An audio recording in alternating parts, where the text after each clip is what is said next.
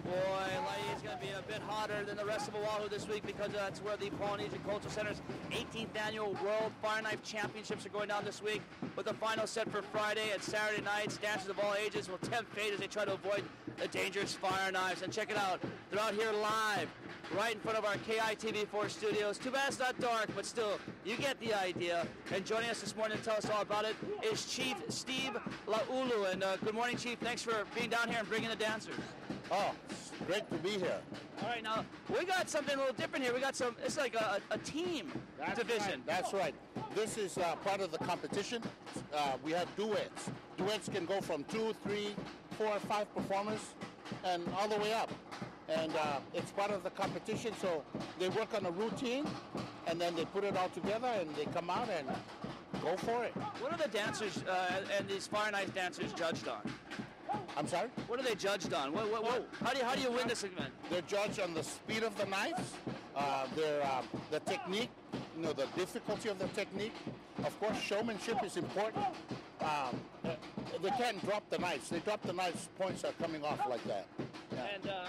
But they can get burned, they can get cut. This is a dangerous sport. It actually is. It's really, you have to be an athlete to perform fire knife dancing. Because if you're not fit, you're going to get hurt. Now, when does the fun begin, actually? This is a whole week of activities. That's correct. It starts on Wednesday with the preliminaries, and then Thursday and Friday for the finals, and Saturday for the finals. We actually have 2 days for the finals this year. 2 days for the finals, and we've got competitors of all ages there. Now, we just saw the gentleman doing the tandem, and now check out this young man. Well, what is his name, and how old is he? This is Hale. I mentioned earlier he was 12. He's actually only 10 years old. 10 years old, oh my goodness, and he's got some serious skills. Oh yes, he does. He does have. But there's other young men who will be competing against Hale this year who are equally at the task. And so what's the risk here? I guess it's obvious. You can get burned and you can get cut. You can get cut with a really hot knife. Absolutely. When you get cut with this, it's like, it goes through like butter. I mean, because the metal is hot and the fire will burn you, obviously. And once you get hurt, sometimes there have been serious injuries because of that. Because, if you're not careful and if you're not fit, you're going to get hurt.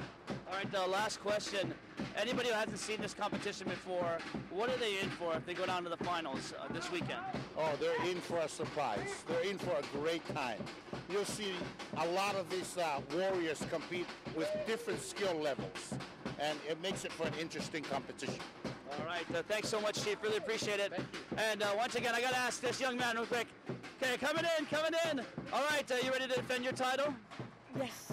And what is it about this sport that you love so much? You've got a knife that's on fire, my man.